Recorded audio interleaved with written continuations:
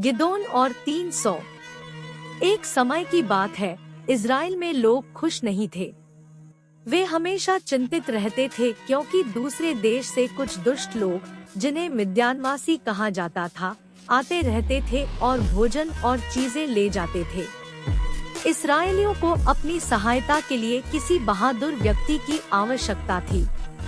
एक दिन परमेश्वर का एक दूत गिदोन नाम के एक युवक को दिखाई दिया। गिदोन बहुत आश्चर्यचकित हुआ और थोड़ा डरा, लेकिन स्वर्गदूत ने कहा, डरो मत गिदोन। परमेश्वर ने तुम्हें मिद्यानियों से इस्राएल के लोगों को बचाने में मदद करने के लिए चुना है। गिदोन बहुत बहादुर नहीं था, इसलिए उसने स्वर्गदूत से एक संकेत मांगा ताकि यह सुनिश्चित हो सके कि वास्तव में परमेश्वर उससे बात कर रहे हैं। उस रात परमेश्वर ने गिदोन के लिए एक विशेष चिन्ह बनाया। भोर को भूमि पर ओस पड़ी, परंतु गिदोन के ऊन सूखे थे। उसने परमेश्वर से एक और संकेत मांगा और अगली रात गिदोन के ऊन गीले थे जबकि जमीन सूखी थी।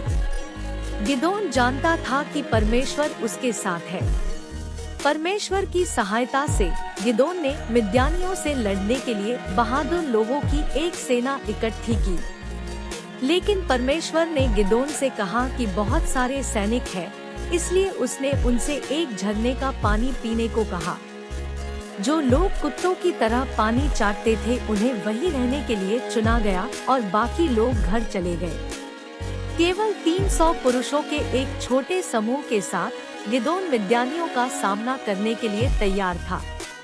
परमेश्वर ने गिदोन और उसके आदमियों को विशेष निर्देश दिए।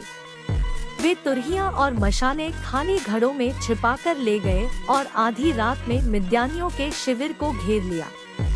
तब उन्होंने तुरहियां फूंकी और घड़ों को तोड़ डाला और बड़े शब्द और चमकती मशालों की ध्वनि से मिद्यानी डर गए।